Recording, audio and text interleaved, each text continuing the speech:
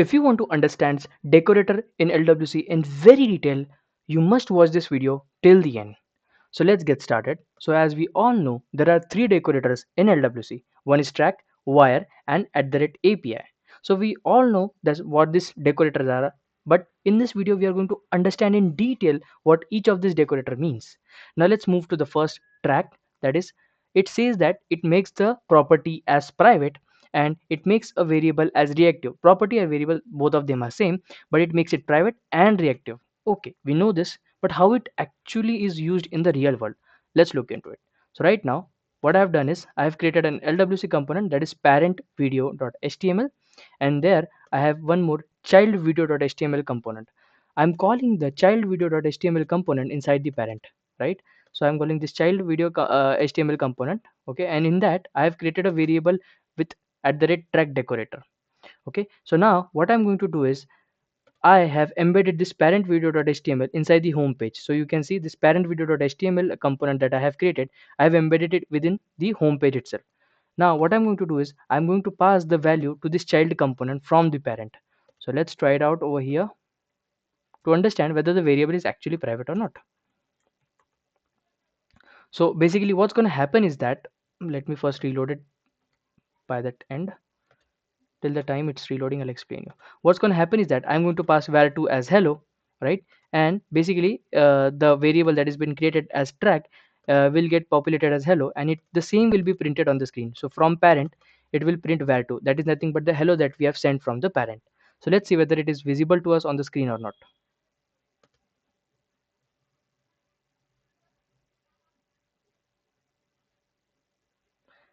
So as you can see from parent, here was the our track variable that we created. The value of hello which is passed from the parent is not yet visible. The reason is because we have declared this var2 as private or as track.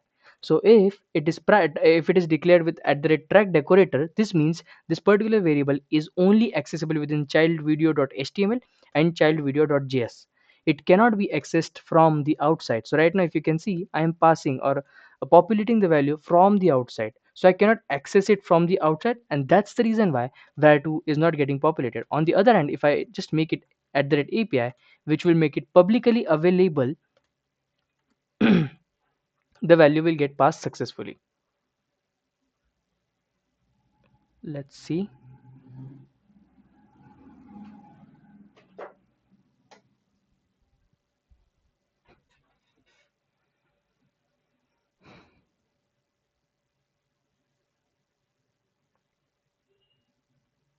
So as you can see, hello is getting populated from the parent. The only reason is because now I've made the variable as at the rate API. So if I make variable as track, it says that it makes the variable as private or property is private. This means that particular variable which is declared as track will be only accessible within this component itself. So child video HTML and child video.js, we can only access it over here. Rest we cannot access. The second parameter, second thing about track, it says that it makes the variable or the property as reactive. Now what does exactly the reactive means? So what I've done over here is I've created a button, right? I've created a button, and what happens is on click of the button, handle click is going to run. On inside this handle click, what I'm going to do is, first of all, let me make the var2 is equals to 0, and I'm going to populate the value of var2. This dot var2 equals to this dot var2 plus 1. So what's going to happen is that the child component is going to now have a button. On click of this button, this var2 previously would be 0, but as soon as I click on this button, the var2 will get populated by 1. So if it is 0, it will populate to 1, 2, 3, as much as I click the button. Okay, so let's see how it looks like.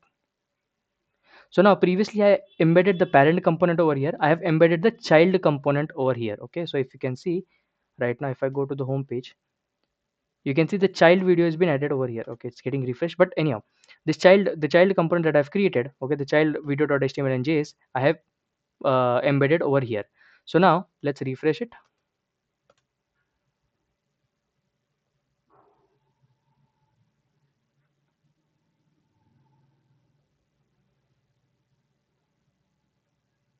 The button is visible to us and the by default value is 0.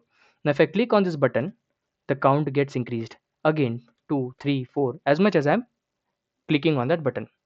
Now as we have declared the variable as at the red track, that is the reason why it's reactive. And what does this reactive means is that whenever the value or the reactive property is being changed, okay, as you can see, the reactive property on click of the button is getting changed, the same value will be visible to us on our UI without refreshing the page. So what do I mean by that is, if it was 0, if I clicked on the button, I do not need to reload the page to see the updated value.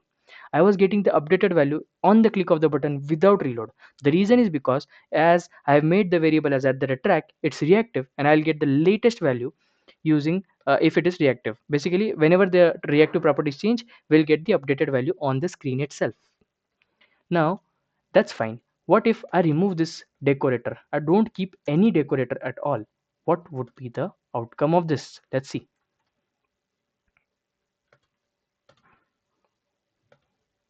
So basically what I'm trying to do is I'm just trying to remove the decorator. Let's see what is the by default property. Right now, if I click on the button, it will increment the value of a variable which is yet which does not have any decorator at all.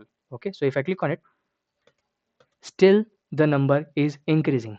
So basically it means that if you do not give any kind of decorator to a variable, by default it's reactive and private. Very important thing, it's reactive by default. You don't need to give any track at all. So now, if even if I do not give any track at all, so what is the reason? Why do we use track then? What is the basic reason to use the track? If it is by default reactive, why would I use track at all? So let's come to a scenario where what I'm going to do is I'm going to create an object. So what I've done is I've created an object. It's not a Salesforce object, but it's a normal object with person of name object as person with name as test and height equals to 5. Now, what I want to do is on click of the button, rather than increasing the count, I'm going to change the name of the person. So this dot person dot name, I'm going to change it to Salesforce in 5 minutes. And I'm going to print the same name on the screen as well, person dot name. So now what's going to happen is that by default, the name of the person would be test. And as soon as I click on this button, the name would be updated to Salesforce in 5 minutes.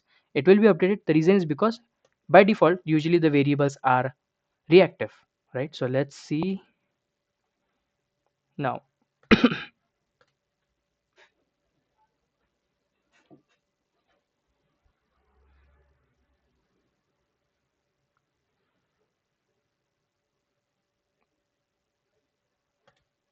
So if you see right now, by default, the name is test.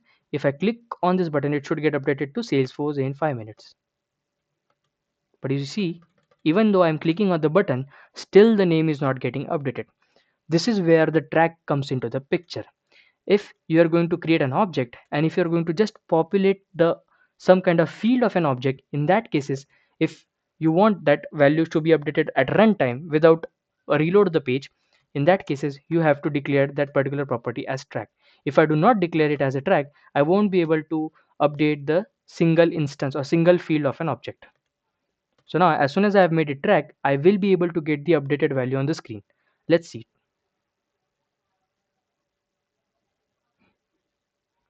So right now it's test. On the click of the button, it's changed to Salesforce in 5 minutes. So this is a very practical use of track, because usually by default it is private, or by default usually variables are reactive. So what is the reason? So basically this is the reason why we use track. Okay, this can be asked in an interview, as well as it can be very useful to you in your real-time projects. Next, what if right now I'm just updating the name. What if I update the whole object itself? Do I still need track? Let's see. I'm going to remove the track now. And then instead of updating just updating the name, I'm going to create a temporary variable which will make name as sf and height as 7. Okay, and what I'm going to do is I'm going to insert the complete temp inside the person, this dot person. So now previously the name would be test. Now and click of the button, the whole thing will get updated to sf, because temp is getting assigned to this person. So let's see whether will I get the updated value if I update the whole object itself rather than a single field. But right now if you can see, I don't have that variable with at the rate track annotation or at the rate track decorator.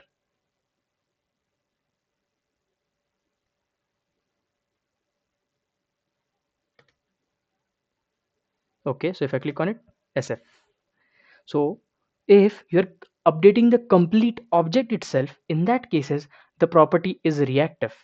Okay, but in case if you are just updating a particular field or a particular property of your variable, in that cases it is not, it is not what we call it as reactive. You have to make it reactive by defining it with the help of track decorator.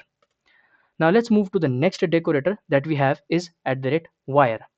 Now basically we all know wire is used to pull or to get the data from Salesforce. So what I've done is I have created one wire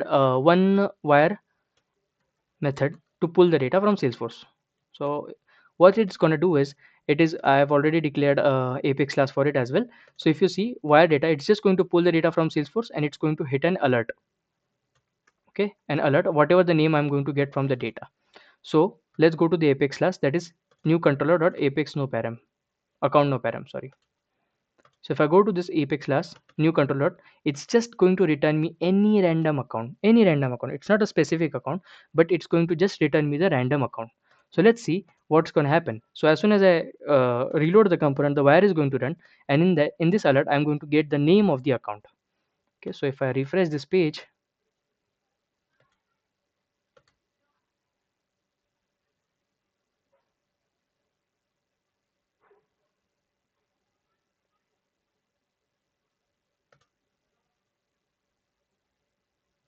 see wire is giving me the account, any random account. Okay, wire without param and the name of the account. It is 123 I've created.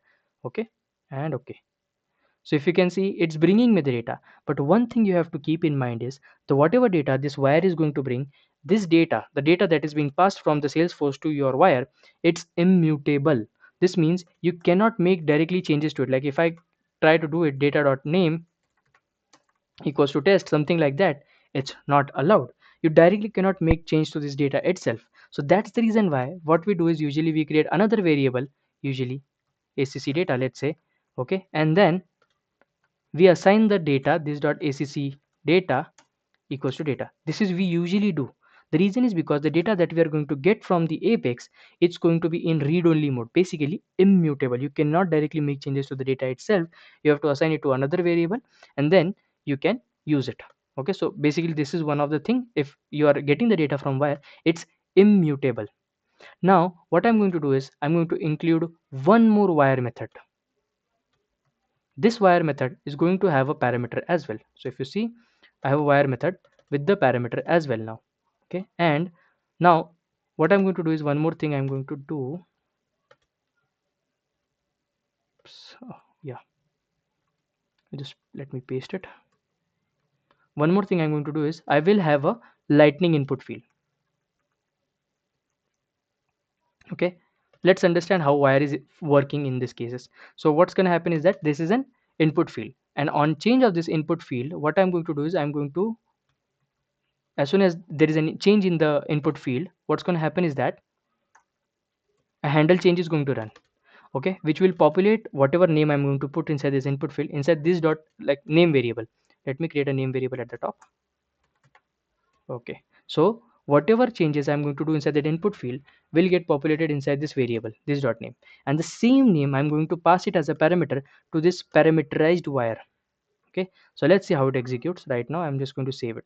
So if you see, I have two wires right now, one with no param, one with the param. Okay, it's just going to bring the account based on the name, but basically one is with without param and one is with param. I'm also showing the alert. So let's see which alert is going to show first, of without which is without param or with param. Let's see. First let me deploy the changes and I'm going to reload the page.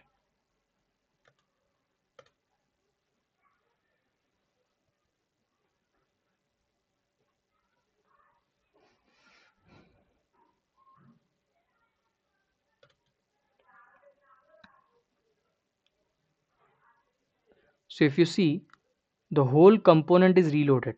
The whole component is reloaded. Still, I did not get any alert regarding this wire, the wire which had no param at all. I did not get any alert for it, right?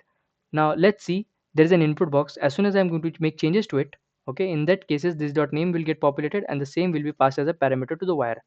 Okay, so I'm going to pass the name as test new. Okay, test new. If you see, wire with param got executed. So this means this got executed. So Basically speaking, if you see right now, this wire did not even execute. Okay, only this wire got executed, even though it had, like, it is basic normal wire. Still this wire did not get executed. This wire got executed, and this wire only got executed when there was change to this variable, whenever there was change to this reactive variable that we have created. So this wire did not get executed by default. It got executed only when there was change to this variable.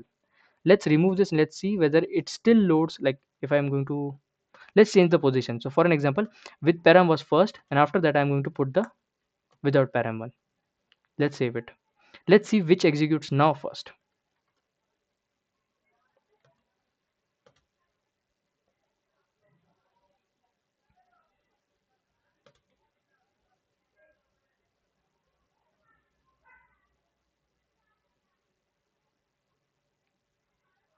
So now if you see, wire without param got executed. Previously, wire without param was before wire with param. In that time, wire without param, this one did not execute at all. But on the other hand, as soon as I changed the sequence, wire with no param was before, after the, sorry, wire with no param was after the wire with param. Basically, what I've done is, wire with no param, I've changed the sequence. Okay, I've kept it after the wire with param one. Okay, and after that, my wire without param started working. So you have to keep these things in mind if you are going to have a wire, okay, which is going to have no parameter, and which one with which is going to have the parameter. In that cases, you have to give the no parameter at the end so that it also executes properly. So if you see, if I click on OK, yeah, that's it. So basically what's going to happen is, if you change the sequence, in that cases, wire with no param started executing. Now let's say if I remove it, let's check where with param, which is having the reactive property, does it even gives an alert on the load of the page. Let's see.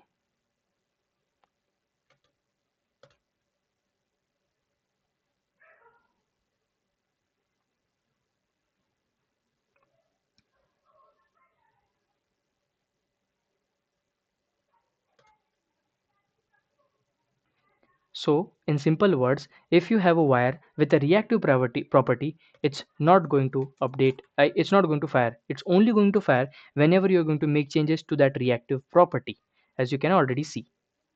So this was about wire. What we learned about wire is that it's immutable. The data is immutable. That's why we assign it to another variable.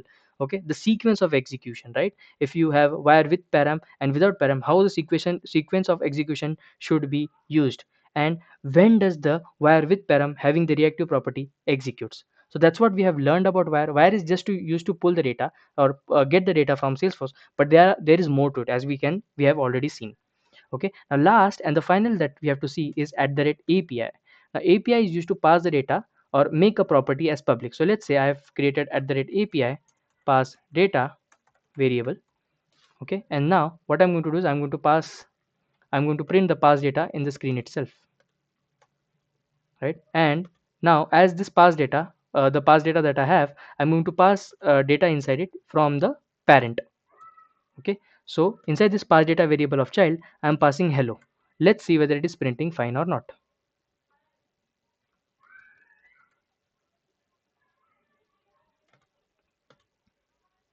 So over here right now it's test, it should get updated to hello, and we should be able to see from the parent as hello colon hello or something like that, because the value is getting passed from parent. Oh,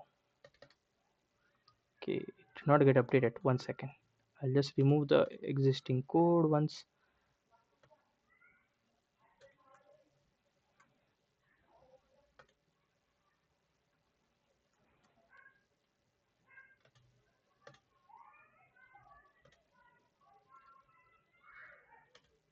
Pass data is passed as hello, and the same value is printed on the screen. Let's see whether it is getting printed or not. So if you can see, I can see hello right now. So using API, you can make a particular variable as public, and now you can pass the data from external things. Like for an example, you can pass the data from LWC. You can also use this API to pass the data. Like if you want to pass the data from flow to the LWC, you can do it. Like basically by creating an @API decorator, and you can pass from the flow to this API decorator. Another way is nothing but you can also pass the value from VF page to this LWC component if you are using @API decorator. So this was all about the decorators in LWC. If you found this video helpful, I request you to please like this video and subscribe to my channel.